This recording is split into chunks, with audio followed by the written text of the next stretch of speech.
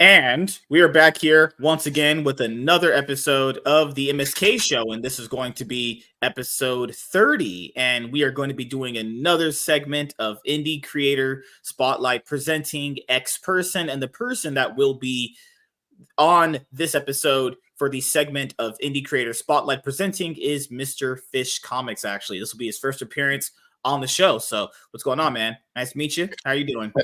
I'm doing good, man. It's a pleasure to be here. Thank you for having me on, dude. I really appreciate it.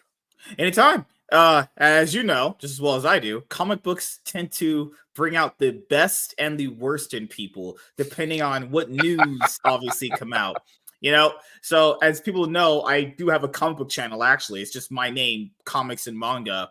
And then last night, after we got done talking about the new news that ended up, coming out for the past couple of weeks, or it was like earlier yesterday. And then today, apparently, for Marvel's new Ultimates, continuity with their Ultimate Universe, there's this their Avengers team is called the Ultimates, and Hawkeye is going to be a non-binary Native American because that's their selling point. Not why you should actually invest into the character as far as liking him if you want to buy the books, but no, he is a non-binary Native American, and I just all right, So, interesting. is this Clint Barton or is this a new character that's It's got a just different got name. the same name? Okay. I'm pretty sure it's a different name. Yeah. So people were questioning, is that technically making something new? Under low technicalities, yes, but people would still probably call that lazy. It's still essentially lazy if you just ask me, because this is the thing is the reason why people have a hard time getting into comics is because most of the headlines end up being stuff like that. Like, oh, this is the first gay non-binary character. And guys, the average person could care two shits in a popsicle about that. Honestly, that might actually turn them off from something like that because that's not even gonna get them into supporting a character. That if the first thing you're gonna actually sell on this character is their sexuality, that's not something people are gonna be like, wow, man, gotta go support this character now. Yeah.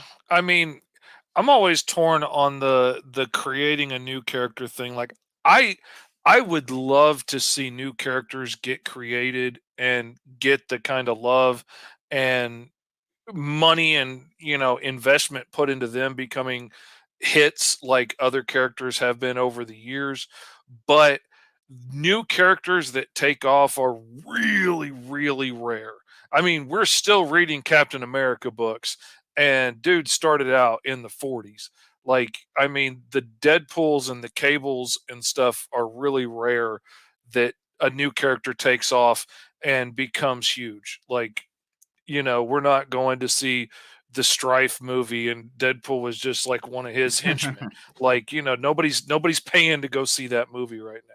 Yeah. So, I mean, I kind of understand from a business standpoint why it's easier to repackage a name that people already know.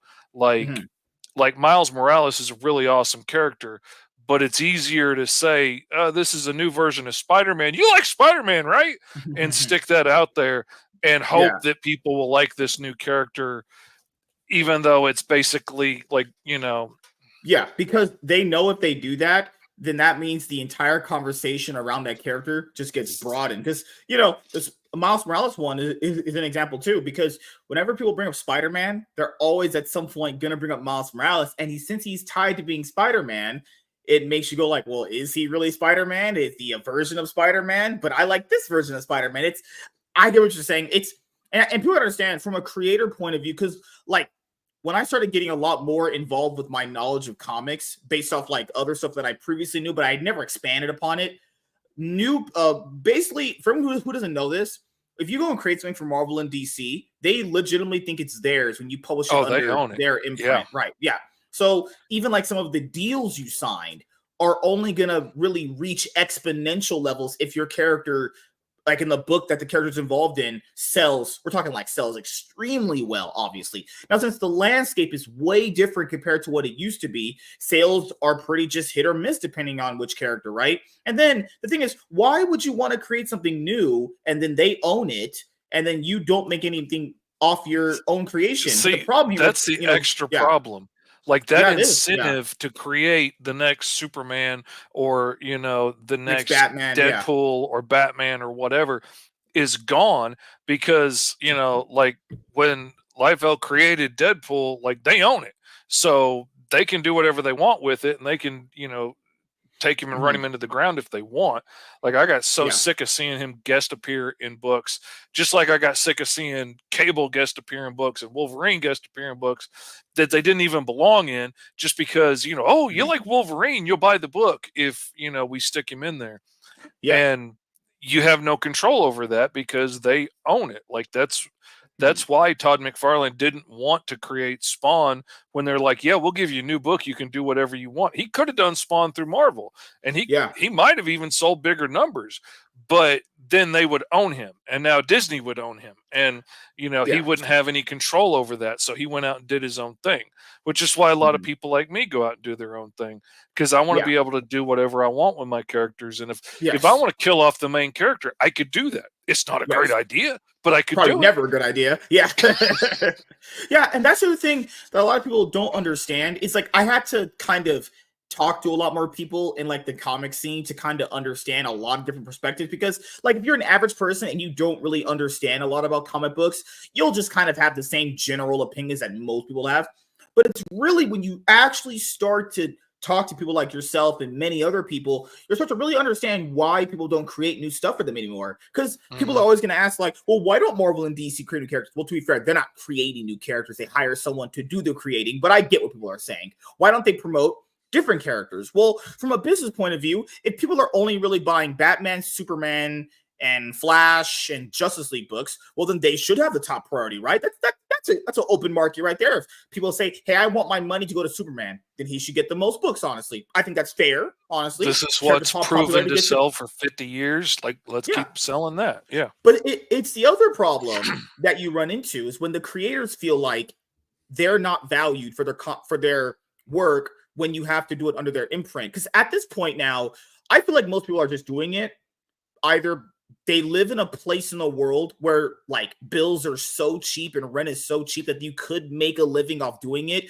But by making a living off doing it, you're probably writing like 4 or 5 books, honestly. Like Jonathan Hickman right now, he's doing Ultimate Spider-Man, he's doing Aliens versus Avengers, he's doing Wolverine Revenge. So you got to do like multiple books if you want to make a living doing this, or you simply just hope you can potentially just get enough social media clout. Whenever you do leave like a Marvel or a DC, you can potentially go under like an Image and potentially have a big fan base there.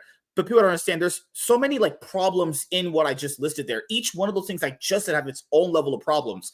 So I'll mention here. Let's say you do leave Marvel and DC and you go to Image. Well, you have no idea if your stuff sold well. All you can kind of base it off of is just social media presence, Hmm. right? So if your stuff didn't sell well and you left Marvel and DC to do your own stuff at like Image, hypothetically speaking, if you could do that, which I'm pretty sure you probably could. Now you just left Marvel and DC, you left the job under this job, and now you have your own creator owned stuff. You do own it, but now you have no fans. Hmm. That's the problem, you know? But And that's the thing. Like, mhm, people assume that if you work for Marvel or DC, that you've got thousands of people dying to buy whatever you do next. yes, And yeah, like, that's a I've common got misconception. friends Yeah. that have worked at Archie and DC and Marvel and all these places and worked on awesome books Mhm. and worked on Spider-Man and stuff, and they have like 200 loyal guys that will buy whatever they do. Yeah. Like, on a good day, I can scrounge up 175 guys that'll buy whatever I do. Like, that's not a big Mhm. difference, and I didn't work at Marvel. Like, Yeah. that that sucks as far as like carryover.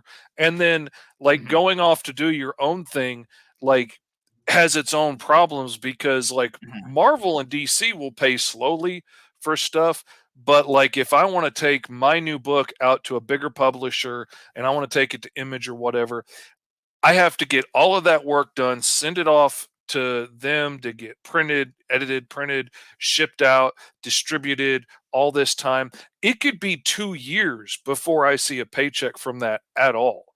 So, like, who has the money to live for 2 years while you're waiting on a job you did back then to see if it's gonna pay off?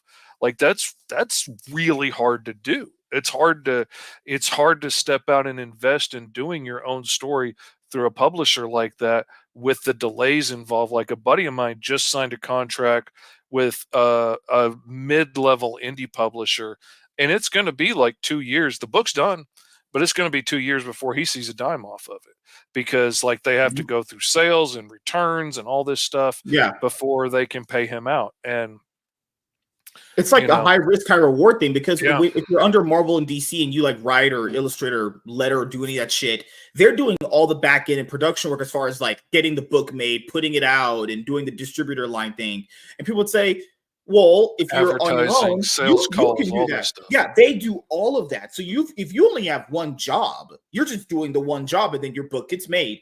But the back end problem of that is like, well, do you really own your work, and how much money are you going to be making off your own work? Or as far as people would assume, if you have your own work, now you take on all the problems that they took care of for you. So comics is a I really do love it, but It's a it's such an gamble, interesting man. world. I've talked Yeah, to people that have had fairly successful books that most people that read anything other than, Marvel and DC, anybody that's mhm, read an indie comic or an image comic like would recognize some of the books yeah, that these right, guys have yeah, done.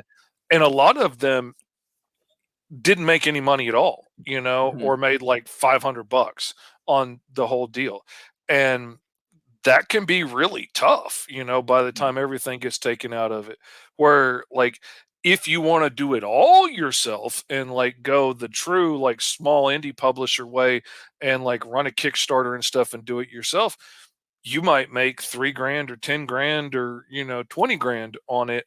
And, by the time everything's said and done, you can make a better profit doing it yourself, mhm, but then you have to do everything. Then you're the marketing department and the sales department and shipping and all of that stuff. And like that's what I do. And I spend so much of my time working on like making new videos for TikTok and getting stuff posted and stuff so people know about my work so they can come buy my work and they know about the mhm, new Kickstarter that's coming out.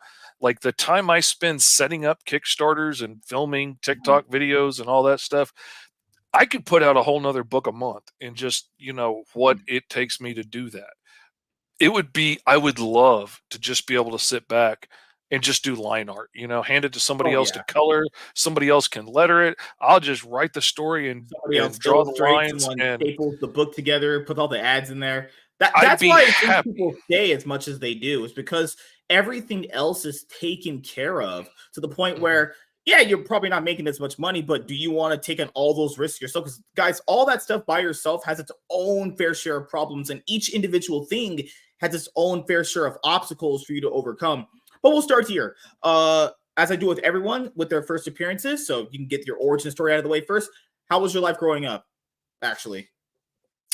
I mean, it was okay. I mean, I grew up in a comfortable home in a Mhm, comfortable town for the most part. Then my folks got divorced and got real poor real quick.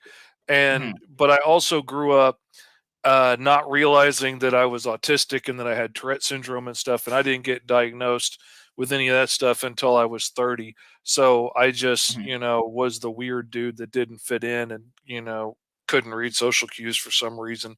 mhm, And uh, so, yeah, by the time I got to high school, things got really mhm, bad, and it was touch and go whether I was going to end up in prison or, you know, or not. mhm.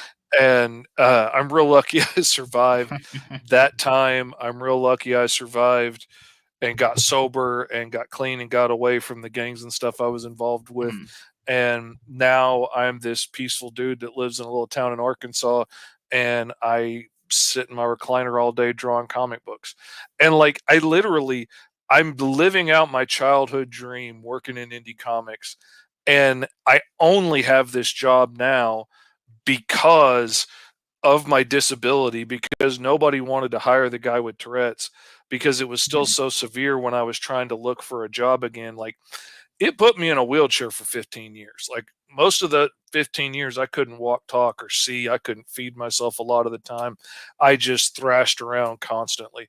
I shook so bad, so constantly.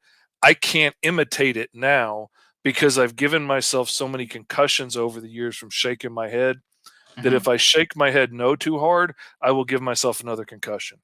If I get to bopping along to the music too hard, I will give myself another concussion.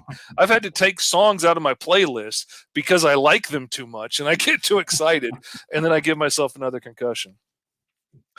It was bad. But then So how did you after not give up when it with a situation like that? You know, most people just giving up. How did you not give up oh and man. say, "Oh, woe is me"? Well, I guess that's life for me. I guess I'm fucked. Partly partly it was faith, partly it was if I had gotten diagnosed as a kid, it would have killed me. I would not have survived high school. Like when you're a teenager and everything is already the end of the world and everything's dialed up to 11, and then if you had told me then I had an incurable neurological disease that was never going to go away, and and at times one of the worst cases of that disease that you can have, I wouldn't have made it. I would not have survived that time. Um, I'm grateful that I didn't find out until I was older, and by that time, I already knew how awesome I was, not to sound arrogant, but, like, I knew all the things because my brain is miswired and doesn't function properly, like, it makes it hard to do a lot of things, but it also makes a lot of things really easy. It makes me super creative. I spit out stories and new characters and ideas left and right. I work faster than anybody else I've ever seen. Like, I have only been working in indie comics for I just turned 6 years since I got my first gig in indie comics, and I am wrapping up my 99th book in 6 years. Like, there's not very many people that you can talk to that have done that, and almost all of those books, I did the pencils, letters, inks, colors, the whole 9 yards. Like, you hand me a script, I give you a finished book. 14 of them are my own books that I did for my own stuff, and, like, I wouldn't be able to do that if my brain didn't work the way it does. So, knowing how awesome I was and knowing that I had a lot to offer the world that was based, on how cool I am on the inside, helped when my body didn't work. Like, I'm also bigger than everybody else. I'm a giant, so I was always the guy you would call to help move your furniture because I could just pick up a fridge and walk away with it. And I could, sometimes I could pick up your couch by myself. And like, I was also a carpenter. So, like, if you needed an addition to your house or you needed new cabinets or your grandma needed underpinning on her trailer, I would go do that for you. And I loved being the guy that would go help and do things for people. And then all of a sudden, I'm in a wheelchair. And I had to be the guy asking for help. And I had to be the guy asking for somebody to build a ramp outside of my house so I could get my wheelchair into the house. And that was hard to take. But like I said, I had to focus on what I had left and what I was good at, and I was still a good friend. I was still a good guy. I was a father, and I could still be a dad to my kids. I could still be a good Okay. husband. Mhm. Like, I focused on the things that I had that I could do, and I did those to the best of my ability. And like, even when I only could get one eye open and I could only like get one thumb moving the way I wanted it to, that's all I needed to work my phone. And I realized there was a whole community of people on like Facebook and stuff in the Tourette's community. So I became an online Tourette's advocate. And I didn't have to be able to speak in person because if I could move my thumb, I could speak on the screen and I could talk to people around the world. And so, like, I helped counsel people as their kids got diagnosed for the first time, and they're like, "Oh no, my kid's life's over. They're never going to get married. They're never going to do this or that." I'm like, "Dude, your kid's going to be awesome. Like, your kid's going to have such fast reflexes, and they're going to be so creative, and they're going to be so smart, and Mhm. they're going to hyper focus on stuff, and they're going to just know so much about that thing, and they're going to find somebody that they love that digs who they are and what they're into, and they're going to be really happy. And yeah, we might tick a little bit, but it's just our bodies burning off the extra awesomeness." And I helped walk them through this and understand that, like, you can't just sit here groveling in it and act like it's this horrible thing, or your kid's going to think it's a horrible thing and their life is over, and you can't put that on them. Because I've seen too many adults that, like, they were told their life was over, they were broken when they were a kid, and they're broken, and it doesn't matter how good their life is, they're broken. Like, I knew a dude that was 20 years old. Mhm. He was on disability. He was living in the projects. He was eating off food stamps. Like, I can't get a driver's license. I'll never be able to drive. I'll never be able to get married. There's no reason to go on with my life. And when I was asking him about his tics, he blinks a lot and he would say a swear word, once or twice a month. And I'm like, dude, you could do anything, man. You could get a job. You could drive a car. You could go do anything. I can find you a job, all kinds of places. Like, I know all kinds of places where you can work in the shop and nobody cares how much you cuss back there. Like, maybe you don't answer the phones, but that's not a big deal, dude. I'm in a wheelchair. Dude, you could do anything. But there was no getting through to him because when he was 7 and he got diagnosed, his dad looked at him and said he was broken. And he's broken. That is who he is. He is broken. There's no point in trying. And no matter how hard I tried, I couldn't get through to him on that. And it's hard when you've got, 10, 20, 30, 40 years of like, I'm broken in your head.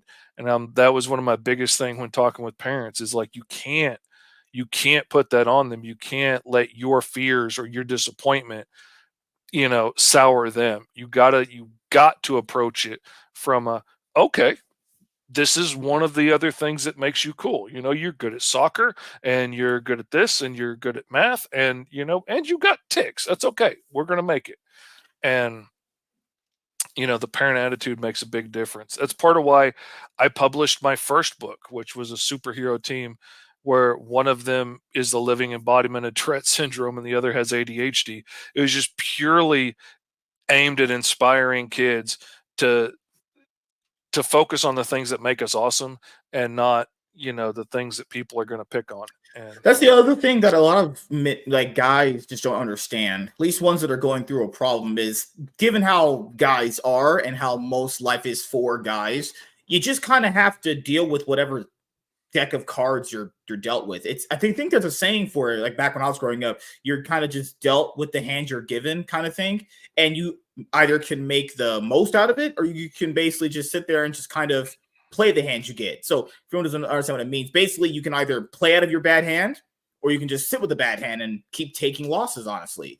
And that's the thing is most guys just got to just get up and just go about the day.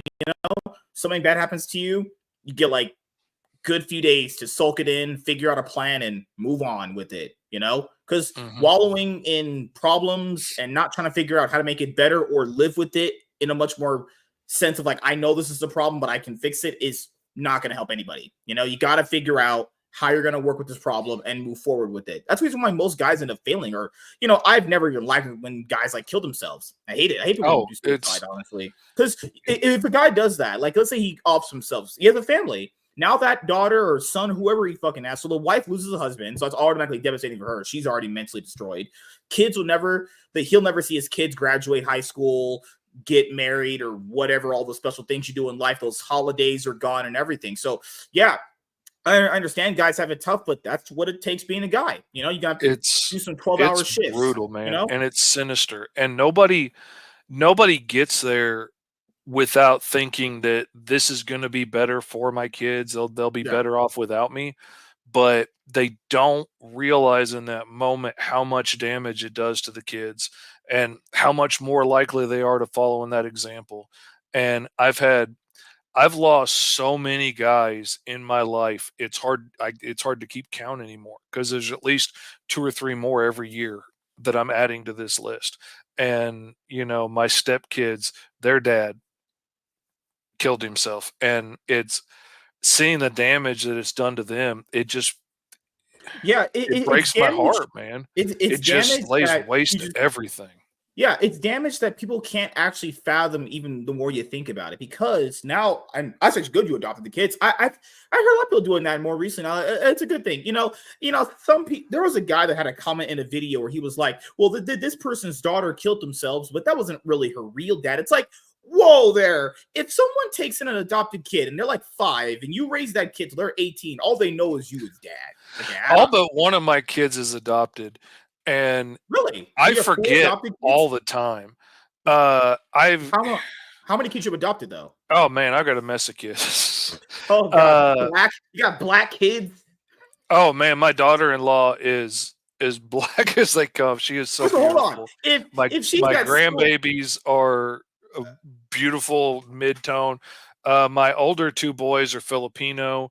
Uh, and like literally, I've got this tall brown Filipino man living in my home, my son that I've loved since he was a year old when we first got him in foster care. And we would be watching like one of those commercials, those Dave Thomas commercials about adoption.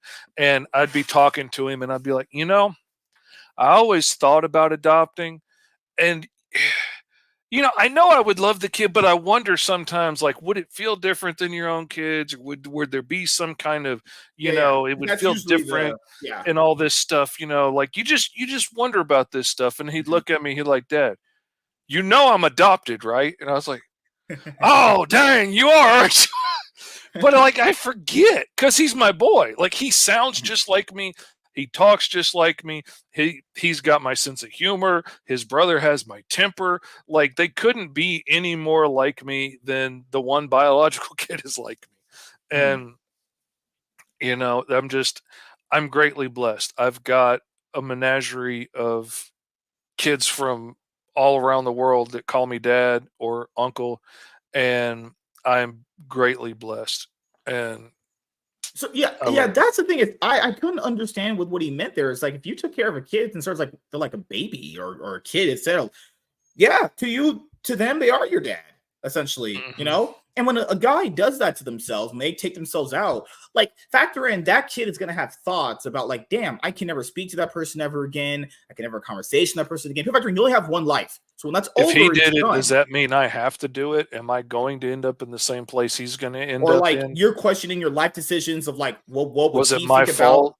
If anything? I had said Anything happen. something different, would it have Yeah. changed it? Like, they're gonna spend the rest of their lives struggling with that, and you just don't think about that in that Mhm. moment. In the moment, you're thinking, "Well, this is the only thing I can do to save them from, whatever suffering you think they're gonna," but it's never better. Like that's and as men, so much of our identity is tied up in what we do and what we do is who we are. That's the first thing you ask a guy is like, so what do you do?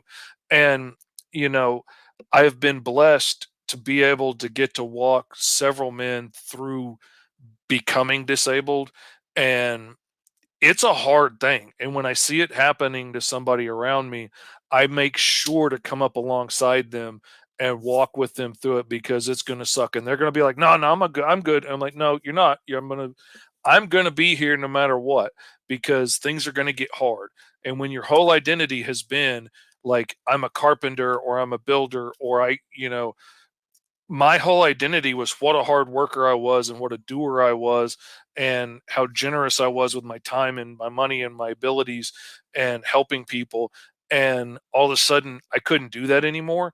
And that nearly killed me.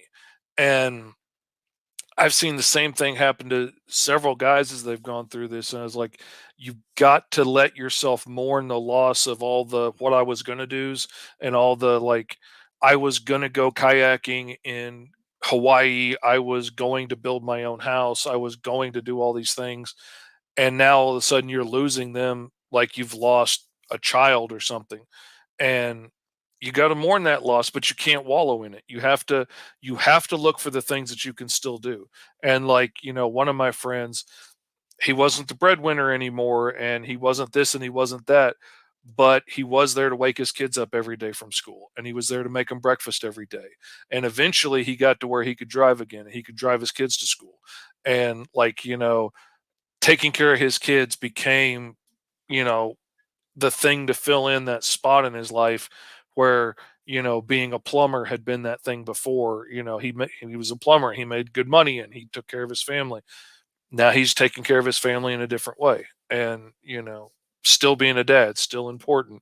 He's raised beautiful kids now and I'm so proud of him.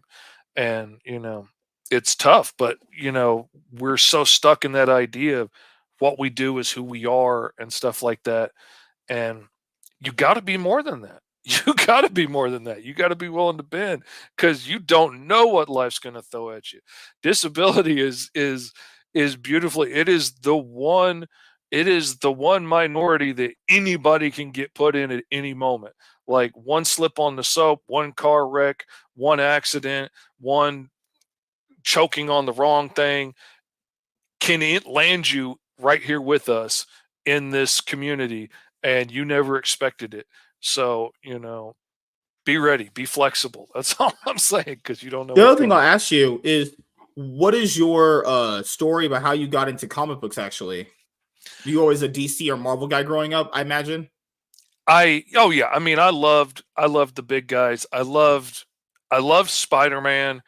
Uh I love Spider-Man. I love Batman. I've always had an affinity for the characters that you could hope to be, like Iron Man, Batman, Hawkeye. Like if I Mhm. really tried hard enough, I could learn how to shoot a bow and arrow well enough. And, Yeah. if I had enough money, I could make the trick arrows. I learned archery because I wanted to be Hawkeye. Like that's why I taught myself archery. And so, like, I like the guys that you could pretend to be. I can't get bit by a spider and get spider powers. I would love to be able to stick to the walls and shoot webs, but if I get bit by a radioactive spider, I'm just going to get sick and die. I'm not going to, get powers. And gamma radiation wasn't going to turn me into the Hulk, but I always loved those characters. Um, I've always been super creative. I've always had all kinds of ideas coming out of my head. Everything I saw always inspired me to new ideas of my own. Sometimes they were very thinly veiled ripoffs when I was a kid, but eventually they got deeper out into their own. And the more experience I got in my life, the further out, my ideas went from the originals. And I just, seeing things like Star Wars and He-Man and Thundercats just made me want to create my own worlds and create my own heroes and villains and um so I was done for. I was done for when the first episode of Scooby-Doo and Scrappy came out because in that very first episode, I hate Scrappy, but that first episode they I were don't think saving. anybody liked Scrappy. That character was trash. Oh man, I hate comic relief characters. And Yeah. Scooby's one of the only ones that I can deal with. I Mhm. hate Orko. I hate all the comic relief characters. But anyway, um, the first episode of Scooby Doo and Scrappy, they were rescuing a comic book artist from his creation that had gone evil. His hero had turned evil and was robbing banks and stuff and haunting him. And they had to, figure out, what rich white guy it was hiding in a mask. And that was the first time I saw you could get paid to draw comic books. Like you could draw Mhm. superheroes and make money and have an office to work out of. And I was done. That was it. Mhm. That was what I was going to do from then on. And so, yeah, from about 5 years old, I was done for. So, did you ever work for the mainstream at all? Like Marvel, DC, Image, IDW, Dark Horse, Boom? I had a couple of close calls in the 90s. Like when I was going to college, Mhm. when I was my last couple of years in high school, I took Todd McFarlane's advice and started sending out an obnoxious amount of packages to every editor I could find anywhere that Mhm. had ever worked any place at any of the publishers from, DC and Marvel to any place. Like I remember one place was Black Skull Press out of New Jersey or something. And got a couple of nibbles a couple of times, but they fell through. I met Stephen Butler, who was working at Marvel at the time. He before he went on to work on the Clone Saga on Spider Web of Spider-Man. I met him when he was still doing Silver Sable, and him and his wife at the time saw my stuff and were like, "Oh man, yeah, we're gonna get your stuff published. We're gonna get you on, and no problem, man. We can find a job for you, no problem." And then they like split up the next week Mhm. and disappeared, and I didn't run into him again for a couple of years. Lots of little close hits on things like that, but my goal, like from middle school on, was I wanted to work in indie comics. Like I Mhm. I would love to get Marvel or DC was a corporate gig to me. Like that's Mhm. like a day job. I'd be happy to do that for my day job, Mhm. but I wanted to work in indie comics because that's where the weird stuff happens. That's where the Judge Dredds and the Grendels and the Cerebus and the, Teenage Mhm. Mutant Ninja Turtles and stuff come from. Yeah. And, like I was there and saw that black and white weird Ninja Turtle book, and then it turns into a cartoon, and then it takes over the world. And I was like, that's just a freaky idea two dudes had. And I was like, I Yeah. could Yeah. be two dudes, man. I could do Mhm. that. Mhm. And I wanted to be the guy that comes up with the cool new idea. And I wanted to be the guy that creates some weird book that somebody picks up and it inspires them to want to make worlds of their own and make cool Mhm. books of their own. And, everybody wants to work on Spider-Man and Batman, and there's a million people lined up to do it. And my feeling is, man, good on you. I hope you get there. I hope you enjoy it.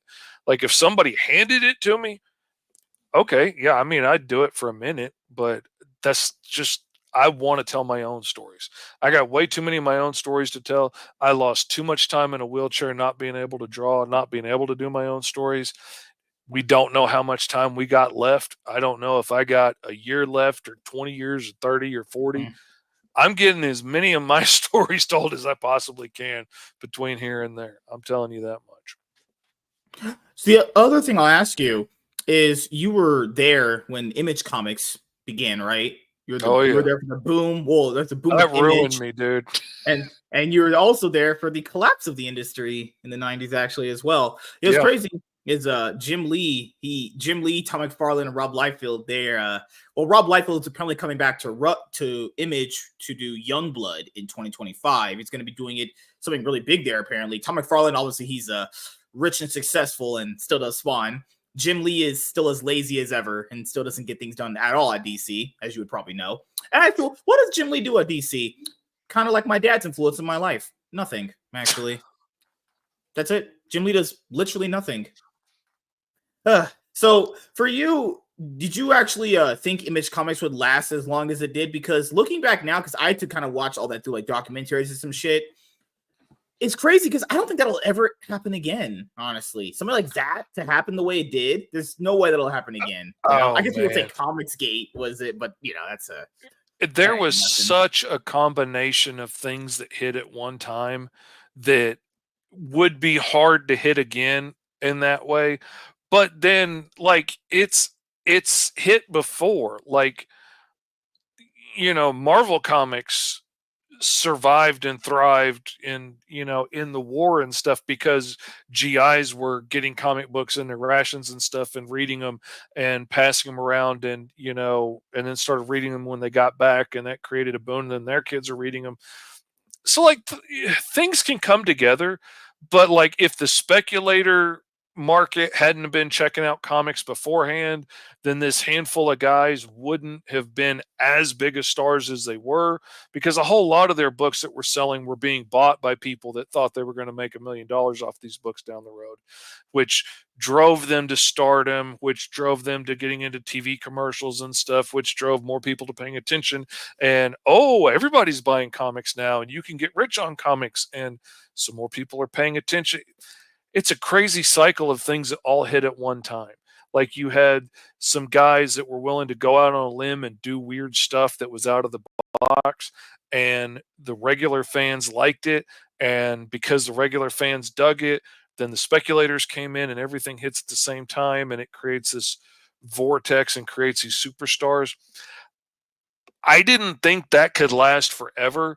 I hoped I would be like in the next generation of that, maybe, but that's a one in a million lottery win kind of thing. You can't predict that. You can work as hard as you Yeah. want to. It- you could buy a million lottery tickets and never win. It's a strike of lightning thing Mhm. that those guys got. And they don't have to be the best. They're just the ones that got lucky, and they Yeah. were there at the right time, and they put in the work, and they did it.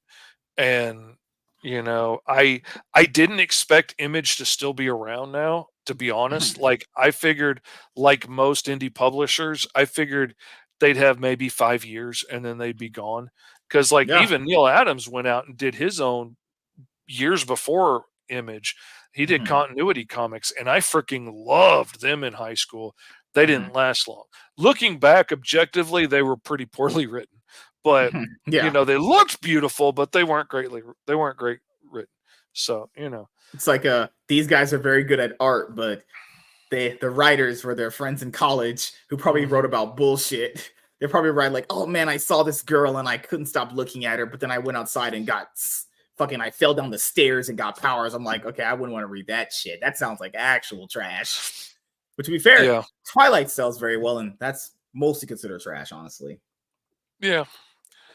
And and something I didn't realize as a kid, like as a teenager who I was convinced I knew it all. Like Yeah. I had all these edgy stories and all these super Mhm. violent characters and stuff, and I was, just ready to really just go super violent, super nasty, and Mhm. just make it as gross and gratuitous as I possibly could. And looking back now, I realize that's Mhm. basically was just all empty. It was basically just all flash. There was Yeah. no substance to it. It's all sizzle, no steak.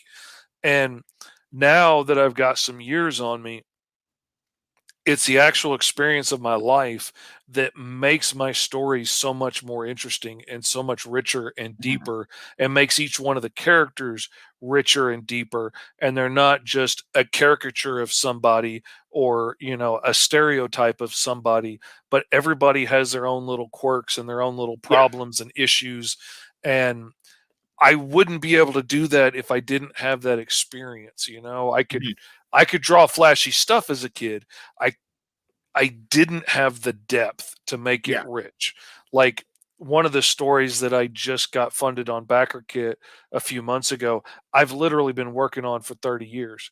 And I tried self-publishing it 30 years ago and nobody wanted to publish it because I filled it full of as much graphic nudity and violence and, you know, profanity and stuff as I possibly could because, Yeah. More I boobies, the was 20 better. years old Always. and I was going to show everybody how grown up I was.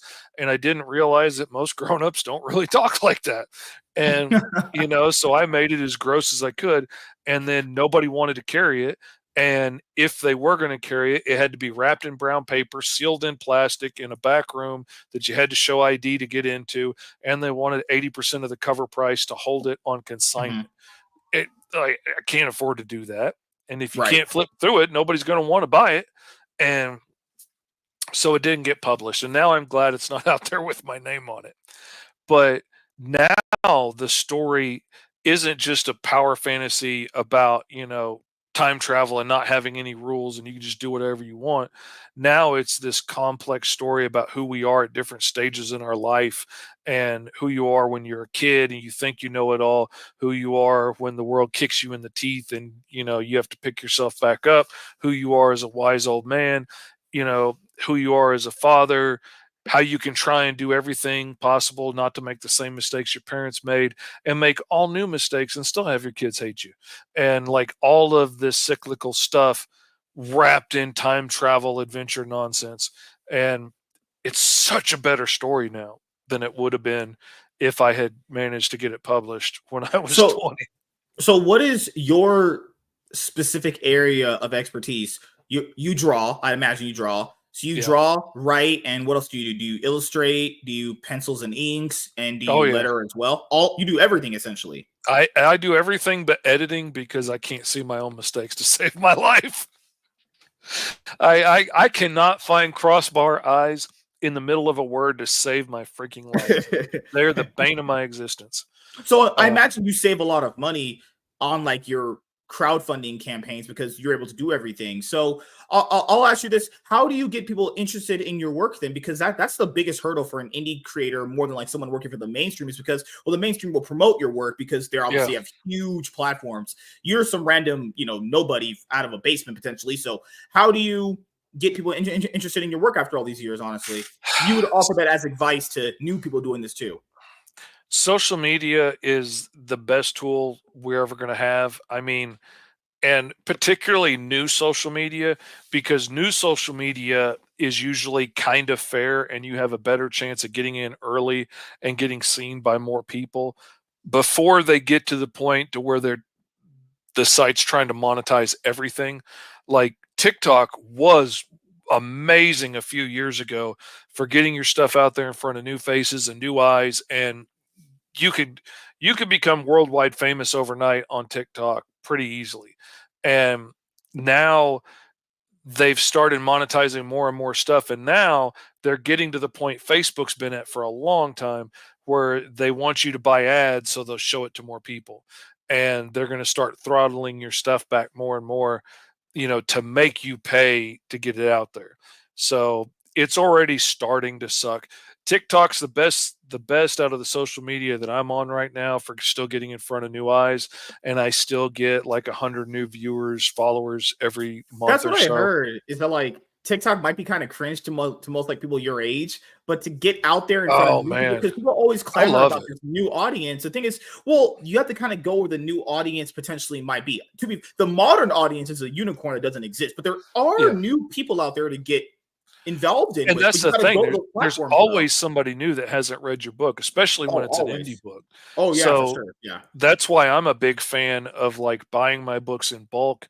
Like I'll buy 500 or 1,000 copies of a book at a time, because I know I'm going to keep going to cons. I'm going to keep going to shows.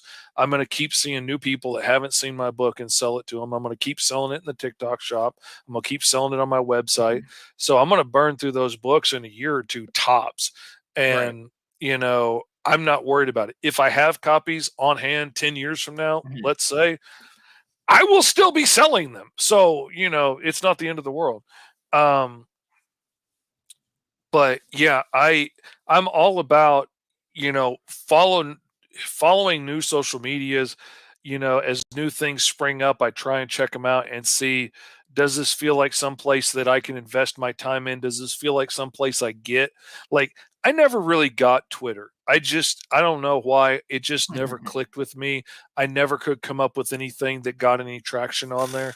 And posting my artwork didn't do as good as other people's comments did. And so I let that one go. But like a buddy of mine, Danny J. Quick, he got on TikTok like a year or two before the rest of us did. And he took off because he got on there early and was like one of the comic book guys in the adult set of people that were coming on TikTok. And, now he's got thousands and thousands of followers and stuff. And he's gets a lot of attention on his stuff. And I've learned that trick from him. I'm paying attention to what the next thing's going to be and try and hop on there early, because eventually they're all going to get to the point to where Mhm. they suck. Like, Oh because yeah. it just becomes more and more about them making money than it does about putting out a good product. Mhm. And TikTok's getting there. The TikTok shop is still great. I still make more sales through that than just about any place else online. That's But crazy. Huh. yeah, and and the neat thing is, like, they'll offer free shipping or whatever if you spend over 30 bucks or whatever. You don't have to spend it all in my shop. Anything you buy from the TikTok shop gets put together into that free shipping deal. So you could buy one of my comics and one of Danny J. Quick's comics and one of T.S. Mhm. Luther's comics, and like I bought comics from like six different dudes one time and got it all in, one free shipping deal, and got, six separate packages from everybody. It's What crazy. about your comic book company? Because it's called Mr. Fish Comics. That's the official name. Yeah. So I imagine maybe you watch like Jaws as a kid, and you're like, I gotta call this Mr. Fish Comics, right? What? No, it's my name. My first name's Fish. It's short. Okay. It's short for Fisher, but like nobody calls me that unless I'm getting pulled over, are or you a black guy? or it's, somebody that doesn't know me calling me off of a census report or something. It's like, yes, can I speak with my good friend Fisher? Like, he's not your good friend, because don't his mama didn't call him that. Like, you don't know me. But yeah, it doesn't seem like a weird name to me, but I get that it is to other people. But yeah, so I just named it Mr. Fish Comics because I'm Mr. Fish. And I got to the point where that's what everybody in the world calls me. And so I figured I'd go with it. I spent years trying to come up with like a cool skeleton fish or something to use as a logo. And eventually I just ended up with a cartoon of me like, hey, what's up? and it works great. Stick it in a little corner of the comics, and Mhm. you know it's one of mine. So, how many comic books have you published under your imprint, actually? I've put out 14 of my own books. 3 of Wow. them were Okay. published under another small publisher, Freestyle Comics, but we amicably parted ways, and I the books are still mine. So while like some of the early copies of Green Zone that I have still have the Freestyle Comics branding on it, and Mhm. Freestyle Comics still has some stock that they're selling. Uh, the reprints and stuff will all be Mr. Fish Comics, and issue 4 that's coming out on my Okay. Patreon in December will be Mr. Fish Comics branded. So, what is coming up for you as far as like a new comic book coming in? Because I know you talked about the one earlier in the show where you're mentioning that it took you like a long time to do. Is there any reason for that? Because you wanted to basically polish the book, or it just wasn't good enough to your standards? Well, like I said, when I was 20, I couldn't get anybody to carry it because it was too nasty. That's I too. Yeah. still can't show that book to my grown kids that have kids.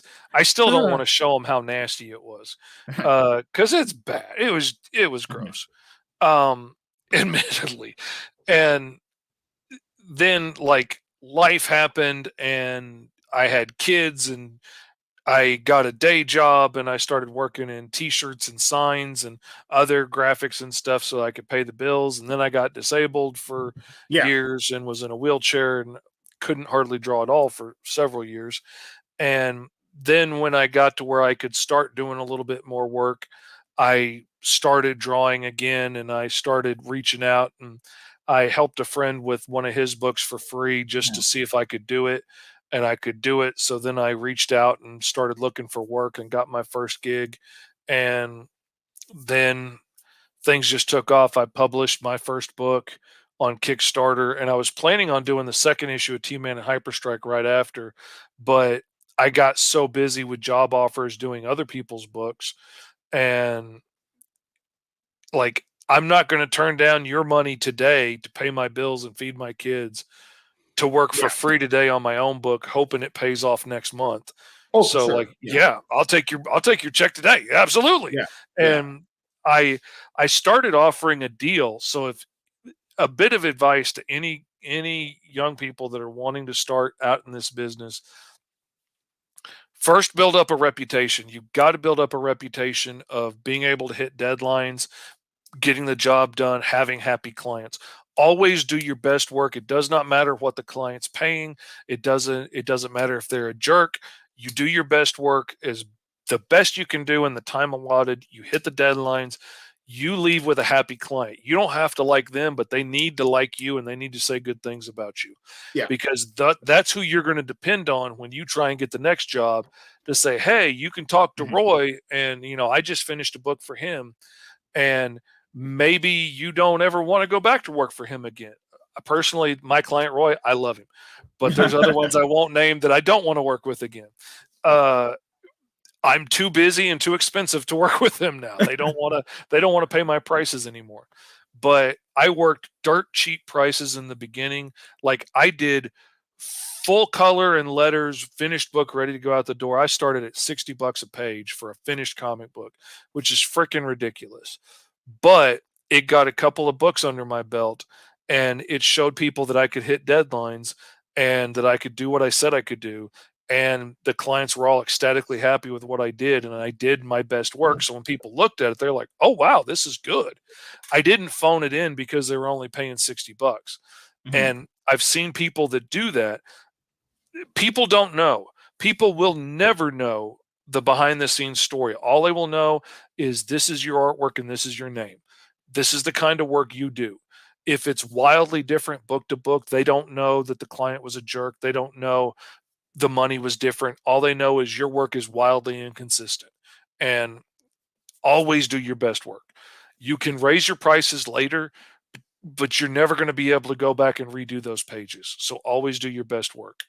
And then once you build up a clientele of people that know that you can get the job done, you can hit deadlines, all of that stuff, then I started offering a deal where, you know, If you are willing to prepay for a book upfront in full, I would give you a discount on the page rate. If not, you could pay the new higher rate. And that was in the beginning how I started raising my rates. I was like, well, my page rate was 80 bucks this year, but if you're willing to prepay up front for the whole book, I'll still give you that rate. Otherwise, it's 100 bucks. And then next year, it's like, well, if you want to prepay in full, it's 100 bucks. If not, it's 120 a page or 150 a page. And I just kept, inching up. And that discount has worked out really well. You have to get the job done. You can't spend the money before the job's done. You can't be like, oh, well, I got paid. I'll just spend a little of it. No, you don't spend a dime of it until the book's done, because I guarantee you will spend too much every freaking time. And then you'll be in a bind, and then you need to pay the rent. And then you're out asking for another job when this book isn't done. And now you've ruined your reputation. Don't do Mhm. that. This only works if you can keep from spending the money until the job's done, even if that means you're eating crackers and ramen noodles for lunch today until you get Yeah. some pages done so you can pay yourself for those pages. Don't spend the money until the work's done. But that let me get to the point, because I didn't spend the money, because I didn't screw up, because I didn't miss deadlines, because I always did my best work. That got to where the point for a while there, when I was just doing other people's jobs, by the time November got here, I would have the whole next year pre-booked, prepaid, with people, money in PayPal waiting to go, thousands of dollars sitting there waiting to pay me for jobs that they're not going to see until Christmas next year. But they were paying for that next slot in line, because I also had a deal the next person that pays gets the next slot. So people started lining up and dropping money because they knew they could trust me. They knew I got books out on time. Like I said, I've put out 99 books that I've worked on. Couple of those were just pencils. Couple of those here lately have been colors, but there's still 99 books that I've worked on. Uh, I hit deadlines, I get stuff done, and that let me do that. It's hard Yeah. to build up a good enough reputation that people will trust you with Yeah. that. But I'll give you a list of everybody I've ever worked for, and you can talk to every one of them, including the one guy I had to give his money back to and say, I'm sorry, I'm not going to be able to make you happy. And you can talk with him for 5 minutes. And I guarantee you know which one was the crazy one out of the two of us. Because the thing that people have to understand when it comes to meeting deadlines is it's something that happens in the real world. You go to a job, you have to be there on time. If you're late, it screws over everybody. Everything gets backed up if you're late.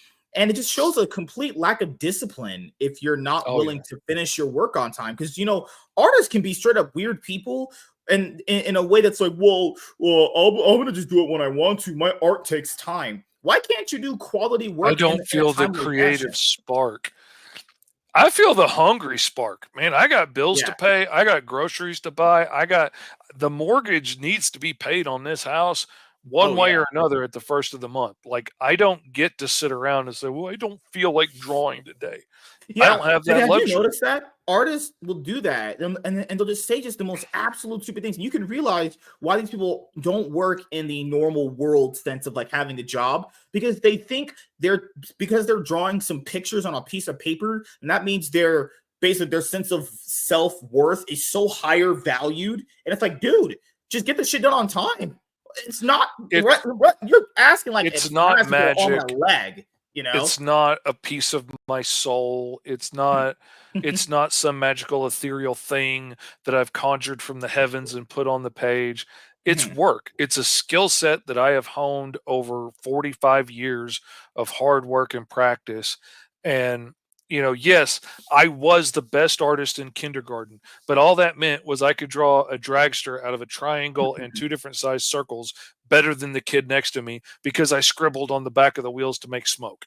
And like, everything past that freaking dragster is hard work and skills and study and practice over and over and over again. Like, I draw hands without thinking about them now. When I was, in fifth grade, hands freaked me out, and I would do anything I could to avoid drawing them. And my mom sat down and told me, you've got to steer into the skid. You can't be afraid of something, or you're going to end up running from it for the rest of your life. you know and she just stuck her hand out. I was like, here, draw my hand. and I drew it and it sucked. And she's like, okay, here, draw it from this position. And I drew it again and Mhm. it sucked. And it kept sucking for a couple thousand more hands. But eventually it got okay. And then it got all right. And then it got not bad. And then it got good. And now I don't even think about it. And, Mhm. now in my book, Alice Lost in Wonderland, I made these spider creatures that were like these finger spiders all over the walls, drew thousands of these things, never thought twice about it Yeah. because, you know, I stare into the skid. I don't take the easy way out. If I don't like Yeah. drawing something, I will stick it in the background of every freaking scene and make myself get used to drawing it. Yeah, because It's a job. that's the thing when it comes to like most artists that I've talked to, and not all of them, but like some of the ones are just insufferable. It's like, dude, if you want to get more consistent commission work to have money, you gotta be on time. That's how Mhm. every job functions at every higher level. Even the companies like Marvel and DC, the ones you want to work for, and given how much bad stuff they do operate under of a mindset of you need to That's a get done on machine. time. Yeah, you You've gotta got to understand. get Yeah, done. You yeah, cannot work there if you can't hit a deadline. you have to Like, be done on time because obviously they have to pass the work to somebody else. They have to make sure the books are ready to go ship to the comic book stores when they distribute them through either Penguin Random House or Diamond or whoever. You can't be late. Even someone as more like even someone of their caliber, Marvel, DC, Image, whatever. You have to be on time. There is no, and that shouldn't even be explained to somebody. That should be non-self-explanatory. That if you're taking yourself seriously and your work seriously, you can put out a quality job on time and it's ready to go. There's no ifs, ands, ors, or buts. Beside the person is just a lazy piece of shit. That's really just and what it you've is at the got end to of the be day. honest about how long it's going to take. A lot of True. Yeah. people Yeah. want to fake it and they want to pretend and say like, "Oh, this only took me 2 days," when it really took them 2 weeks.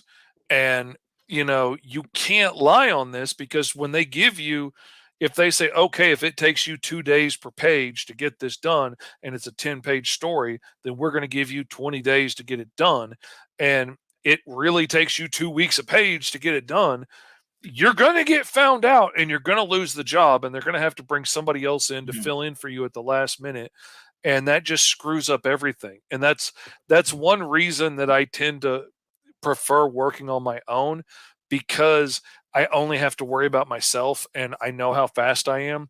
And I don't have to worry about, well, if you're penciling your book and you have a meltdown and you don't finish it and your book gets delayed, then that means my book gets delayed at the publisher. And now it's not going to get out for another month or two until you get yours done because mine comes after yours. And my book's finished and ready to go. And I was expecting to have the money to pay my mortgage. Mhm. And now I can't because your book's delayed, or the book 3 books ahead of you was delayed and now that knocked Mhm. everybody out of schedule. Like, I that's too much to mess with, man. Yeah. I can't do that. I'd rather I'd rather do it myself and just knock these things out.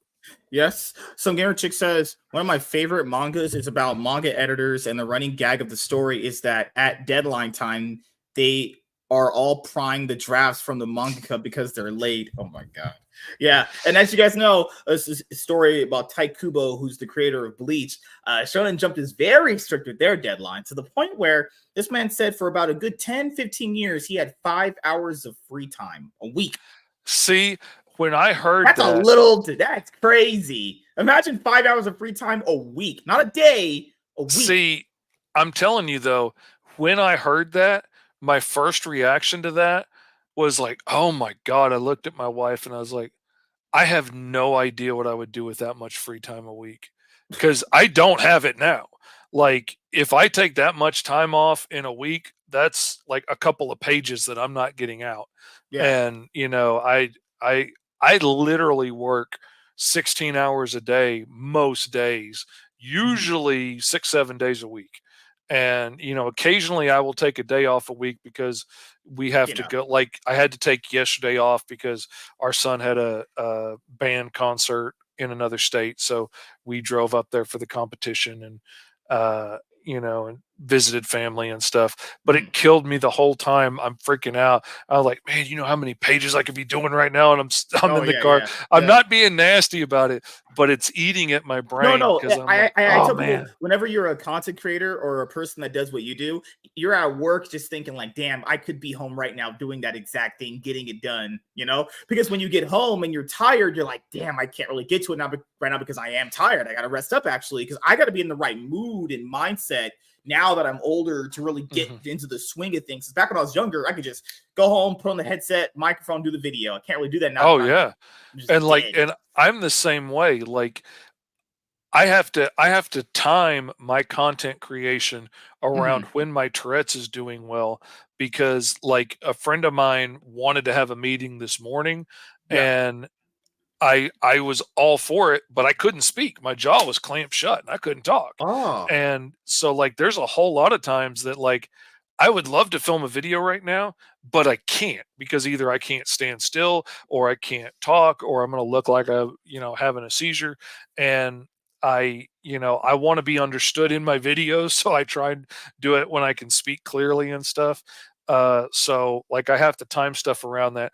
I know my art streams for my Patreon would get a lot more views in the evening than they do in the mornings, but I know my ticks are usually better in the mornings. So I schedule them in the mornings. So I know I stand a much better chance of being able to get through the whole thing without making a scene than I necessarily do in the evening.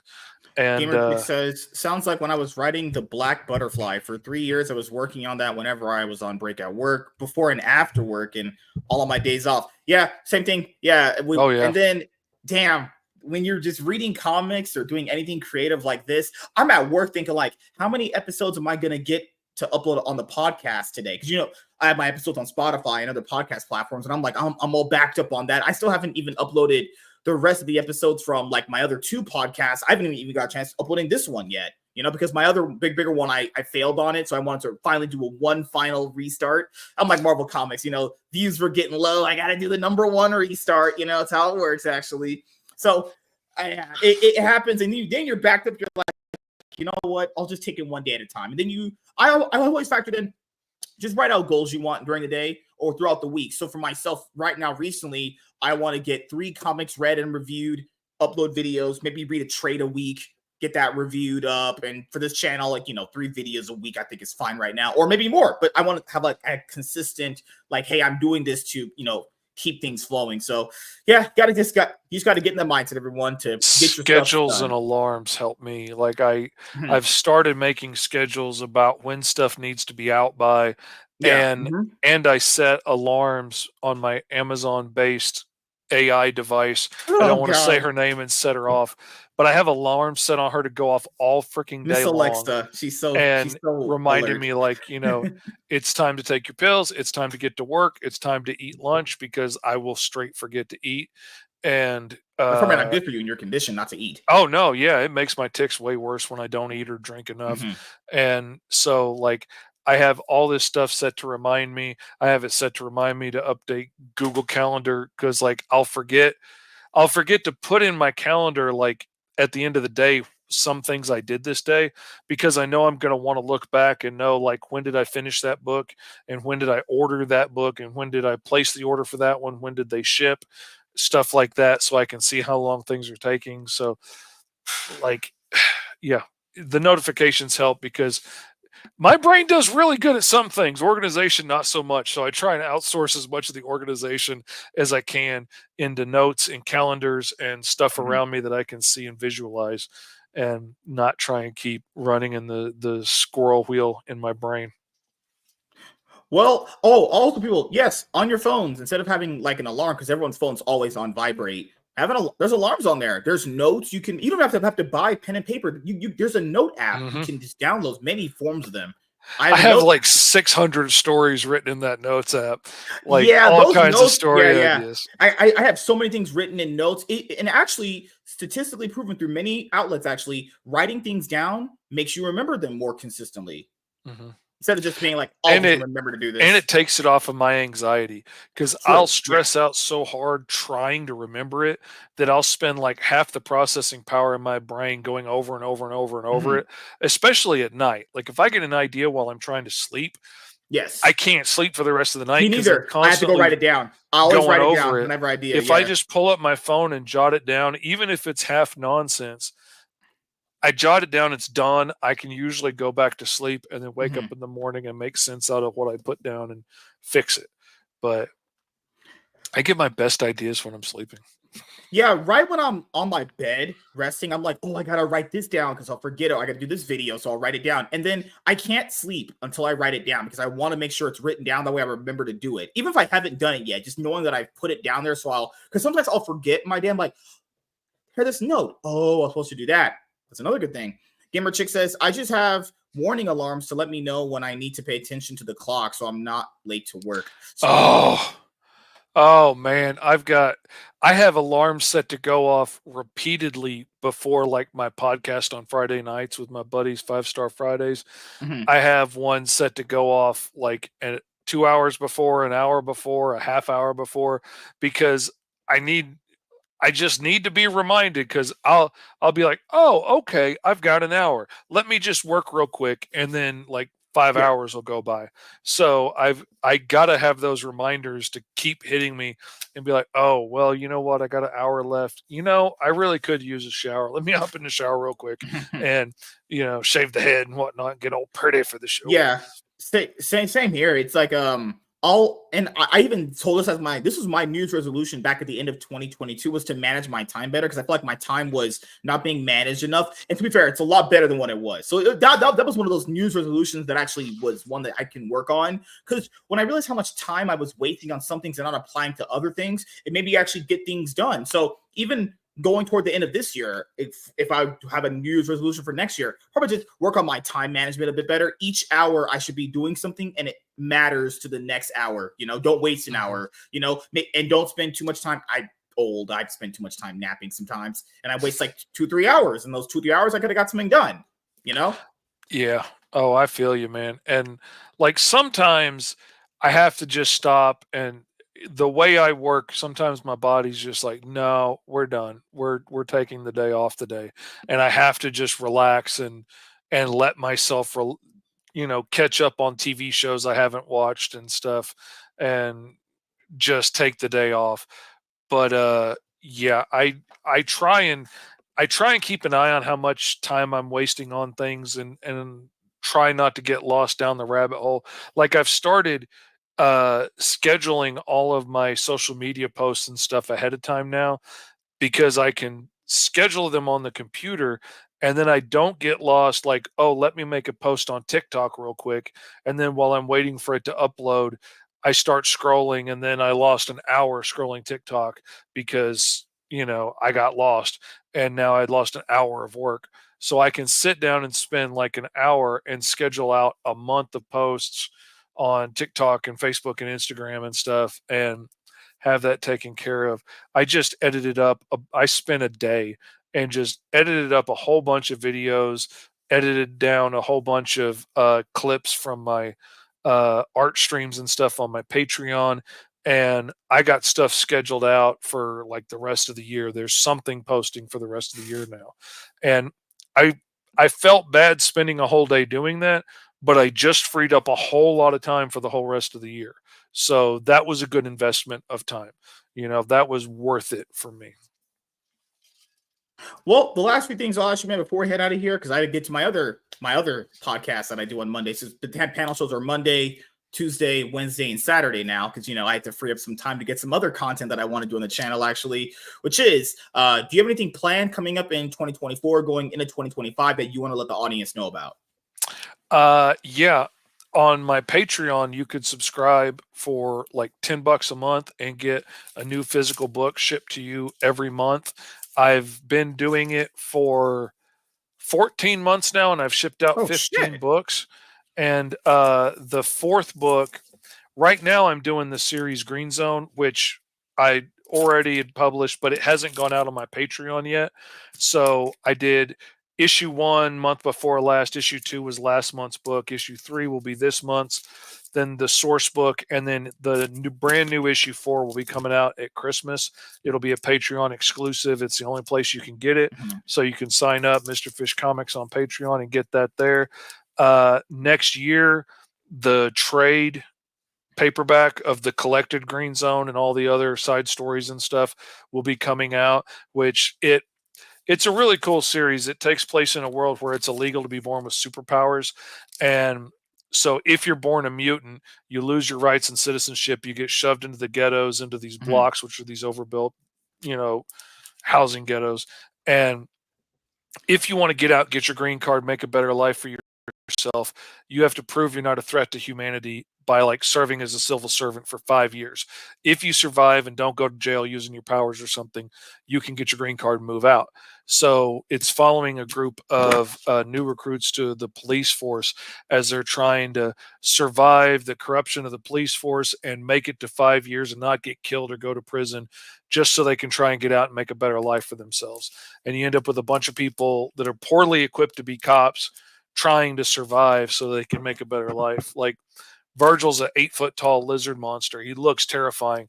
Sweetest, most timid dude in the world. His only real skill is he's scary looking. And when he gets really scared, he shoots blood out of his eyes. And it's not a great power to have. But if he can make it 5 years, he can get out and open a bookstore and he can hide in the back and never have to talk to people again and pretend to be anything other than a scary monster. So, he's risking his life to try and do that. Lots of interesting characters in it.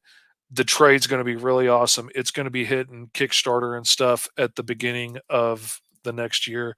And I just wrapped up the Kickstarter for my anthology series, Fish Tales, which has different short stories from there are different standalone short stories from some of my different books in here in this issue. It just finished on Kickstarter, and there's a couple more weeks left that you can still file a late pledge if you want. You can still get in on it at gomrfish.com. It'll take you right there to it. I've had a couple of extra people join in the last few days, and I'm waiting until Kickstarter releases the money, and then when I make the print order, I'm going to shut down the late pledges. So there's still a week or so left to get in on that if anybody wants to. All right. And the very last thing I'll ask you, which is, do you have any shout outs you want to give to anyone in particular and any closing thoughts or statements you want to bring up before we end the show? Oh man, my buddy Tony Clapper has a Kickstarter that's just about to launch at FSK Go, Freestyle Comics, fskgo.com. It'll take you right to there. It's Kevin Terry's 5-star issue 3 that I illustrated and lettered and everything. It's great looking book. It's one of my favorite series. It's one of the first books that I got started on when I started working in indie comics. Uh, he's my buddy. He's my ride or die. We do the 5-Star Fridays podcast together. It's an awesome book. You should check it out. And Hellion and Bash is on Kickstarter right now. Who my partner that edits all my stuff for me. He wrote a book in here. Uh, my buddy T.S. Luther is doing it. I lettered that book for him. It's awesome. It's on Kickstarter right now. And otherwise, you can find me at Mr. Fish Comics everywhere. It's the same name on all the social medias. And gomrfish.com takes you right to whatever I'm working on next, whether it's the next Kickstarter or whatever, where you can order the books. It always takes you to the most recent place to pick up the new stuff. Awesome. So it was great having you on, man, for the first time, talking to you, getting to know you and your journey through comic book creation and your life story, actually. So I just want to say thank you guys for checking out this episode of the MSK Show. And we will see you guys on the next one. See you guys.